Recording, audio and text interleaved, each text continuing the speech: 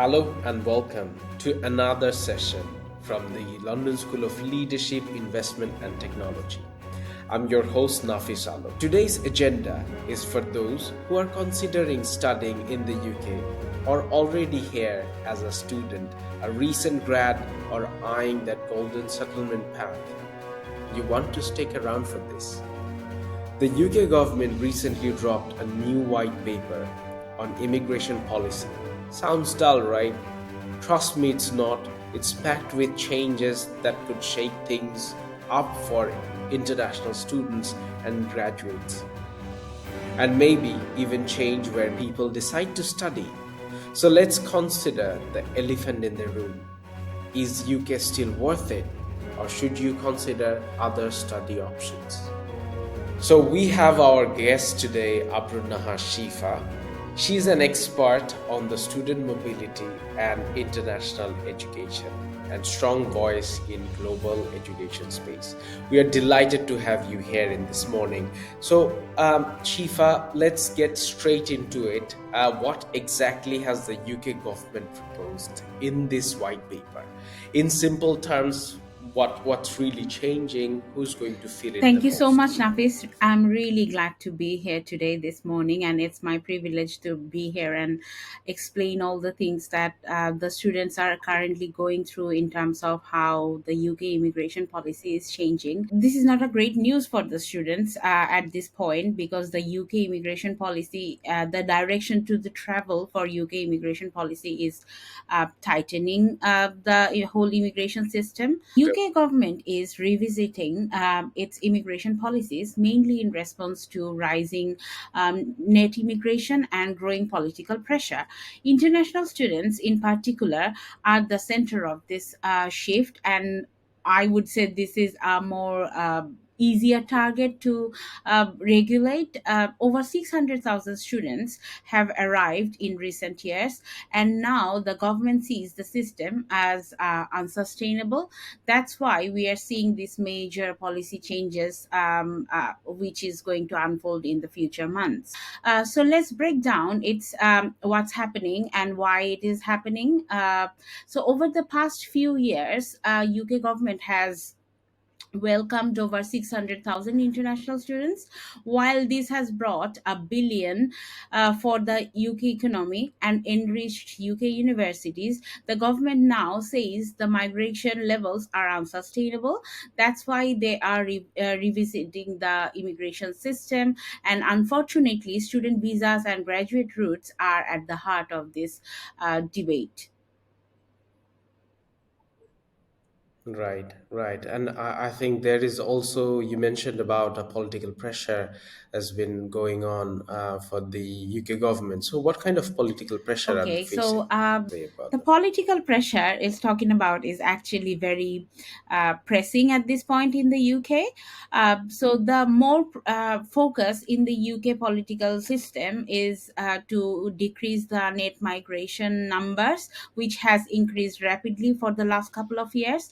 In 2023 and 2024, net migration figures exceeded expectations, triggering political pressure from across the spectrum. Students are seen as the easiest group to regulate, especially those bringing dependents or switching into work visas. There is a clear message from the government: tougher immigration equals stronger borders. So that's why they are trying to protect their borders a little bit more, so hence the tougher immigration rules for especially for the students and the graduate visa route. Absolutely. I think the Home Secretary just mentioned that students are using, or the immigrants are using the student route as their vehicle for the permanent settlement. So that's why they are cracking down in certain immigration laws, which will ultimately help them to reduce the net migration. Absolutely. That explains why they're clamping down the immigration on the students' end. So, if you just explain the white paper to us, what is relevant for the students, and just give us a brief idea what's changing and the points that you would like to Sure, mention for our absolutely. audience. Be changes in all spectrum of the visa categories. So the student visa will be affected. There will be stricter credibility check and tighter screenings and checks and interviews. Graduate route visa will be affected as well. If you are looking to settle in the UK, the permanent route to settle in the UK will be changed, and then the work visa skill level has is increased. The employers who are sponsoring immigrants, there will be some rule changes on that front as well. And also the minimum requirement for English is also changing for the immigrant for the international students who are coming here in the UK. Absolutely. I'm very glad that you have broken it down to some understandable terms.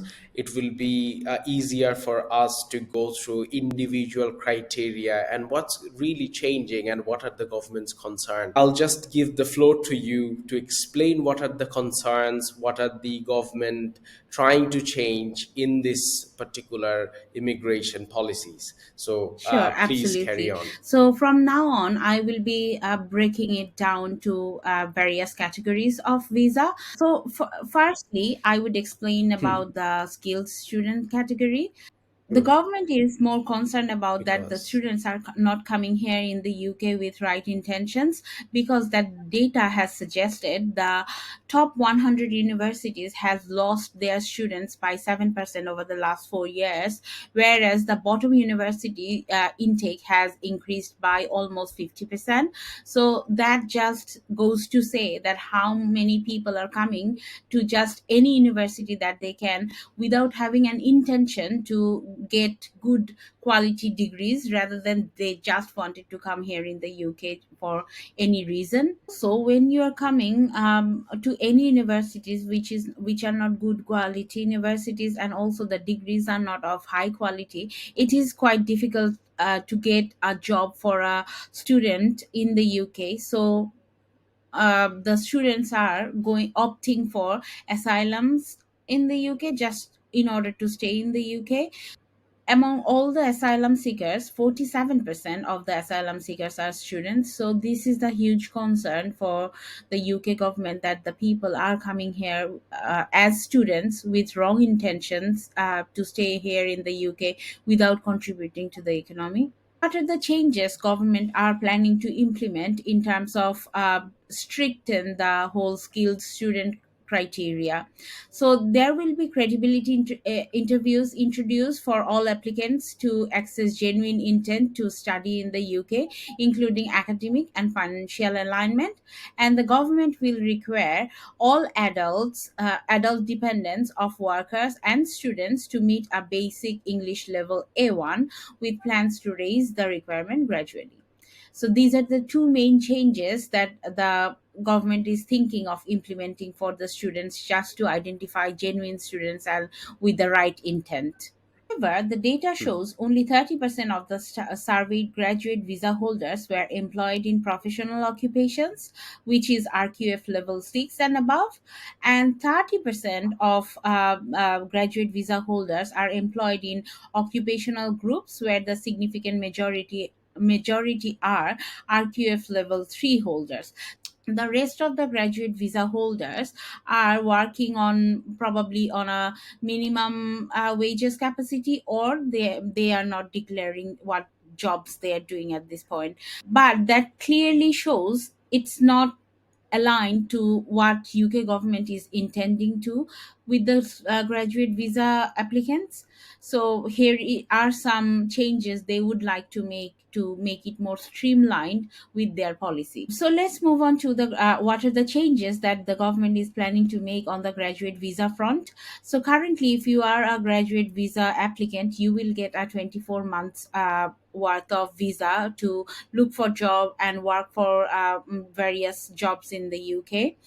So this time frame is going to they are proposing this time frame to reduce to 18 months from 24 months, and 2.5 years for PhD level visas.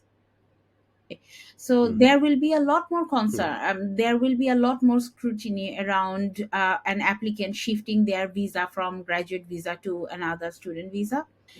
So now let's move on to the work visa. What are the government concerns in this area and what are the changes they are proposing? Concerns around work visa is some employers are perceived to be using overseas recruitment as a cheaper alternative to the fair domestic wages and training, and also heavily sectors that is heavily reliant on immigration. The employers haven't invested as much on their local employees. So the threshold for skilled worker was previously set at RQF level 6 and above, which is graduate level. The previous government lowered the threshold to RQF level 3, which is A level equivalent. So that means low skilled workers are coming to the UK from outside as an immigrant, where undercutting local workers. What are the changes the government is looking to implement in the work visa category? Firstly, I would say they would lift the level for skilled workers back to level 6 and above, which is graduate level visa, and eventually increasing the salary threshold to ensure that the immigrants are not cheaper labor than the local recruits. And also governments are putting a lot of emphasis that the if you are hiring a person from outside of the UK, they are really really high skilled worker that's not replaceable by the local workers. So these are the things that are the main focus for the governments that they want to implement going forward. Let's move on to the employer sponsorship. So government is bringing the employers under scrutiny as well, who are providing sponsorship to immigrants. So this is a new category that government has introduced this time around. So suggests some Mm. employers rely too heavily on overseas recruitment rather than investing in domestic training and upskilling. And also sponsorship is increasingly used for lower paid job or lower skilled jobs, which is again not aligned to UK government's policy to have high skilled workers in the UK from the overseas. Let's move on to what are the changes that the government is planning to bring on the employer sponsorship front. This might not affect the students just now, but this will make the job situation tougher for the students to find a job in the UK. So let's see what are the changes. The government will raise the immigration skills charge by 32% in line with inflation. The first change for this category is visa sponsorship will only be available for RQF level 6 plus jobs, closing the route for many lower skills roles unless on a government approved shortage list. And also, the government will increase the Mm. immigration skills charge by 32% in line with inflation. And along with these, there will be more stricter strategy, and the employers have to prove that they really need this individual as a part of their workforce, and they have to demonstrate there will be right training, and they have right training and development programs in place to reduce dependency on immigration over time. The permanent settlement in the UK is also affected by this whole regime change on the latest policy. So let's see what are the government's concern around this category of visa. This visa category is many migrants are progressing to settlement without demonstrating meaningful economic or social contribution to the UK economy or the country in general. The current settlement period, which is 5 years, might not be enough for integration or sustained contribution for the migrants. And also, they have seen there is limited motivation for migrants to improve skills, for example, improving their language skills or their qualifications to continue actively contribute over time. So these are the categories that they are thinking that probably it's not aligned with their policy. So, what are the changes they are thinking to Right. make going forward? Changes the government is looking to make in this visa category, I would say the major change is the default qualifying period for most visa holders will increase from 5 years to 10 years before they they can become eligible for ILR, which is indefinite leave to remain in the UK. And the migrants also have to earn the settlement by demonstrating long-term economic or social contribution rather than just fulfilling one set period of time. And also government is thinking of launching a new point based system where the migrants can contribute to the economy more on a more structured basis rather than just staying in the UK for a set period of time. So the last category that the government is looking to implement some changes is English skill level. The migrants with poor English skills were 4 times more likely to be in low skill jobs than those who speak English fluently. Also, the data shows poor English proficiency can hinder access to services, social participation, and workforce mobility, weakening long term contribution to the society and also limiting integration and job readiness for people. So, what are the changes that they Yeah. are looking to implement in this category in order to address their concerns? Changes that the government is Mm. looking to implement in this category is for work visas, the minimum requirement has gone to upgraded to upper intermediary level than the intermediary level. All adult dependents of workers and students will now need to meet at least basic level English criteria that is applicable to the spousal and partnership visas as well. And after this, in this Mhm. category is if you are applying for work visas, the minimum criteria has to be B2, which is an upper intermediary level, which has upgraded from B1, the intermediary level. And all adult dependents, including any spouse or partners of workers and students, will now need to meet at least the basic A1 level criteria. And lastly, anybody who is applying for ILR, the applicants must need the criteria of B2, which is an independent user level of English. These are the criteria that I thought would be relevant to the audience, to our audiences who are currently in student visa or in graduate route visa. Absolutely, absolutely. Wow, that sounded like a Parliament TV. And thanks for mentioning the whole white paper to us in a very simplified terms. And I'm sure that a lot of the students don't have the time to go through the white paper. And now that you have explained it elaborately to all of our audience, I think they also demand one last question from you, which is very pressing. Is UK still worth it to come and study or to stay here in the Thank you, UK? Nafis. I think that's $1 million question. If you ask me, then I would say absolutely. But obviously, it will vary for individual what their goals are, how they're perceiving coming to the UK or studying elsewhere. So I would suggest a few points for the students or aspiring students who are coming, who want to come to the UK, have a career over here. So I would say first prepare a very strong English language qualification and then research and apply to the universities that is high quality and high compliance and reputation. Then you should start searching for job midway through your studies, not after graduating. Use the university's career service and internship programs. This is a very good resource for the students. And also I would suggest explore other visa categories as well, like high potential visa or global talent visa if you are eligible for it. But I understand all the criterias that I have mentioned can be overwhelming for the students, for some of the students, so you can always explore other study destination as well. Before making any commitment or any decision, make sure you speak to your student counselor to understand all the pros and cons of the study destination you are willing to visit or making your commitments to, because this is a lifelong decision and it is better to be safe than sorry.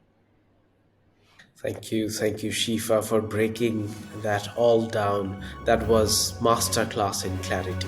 Thank you for being in the Thank you show. so much for having me today. I had so much fun filming this video with you, and I'll be happy to answer any of the questions that our audiences might have. Thank you so much and take care.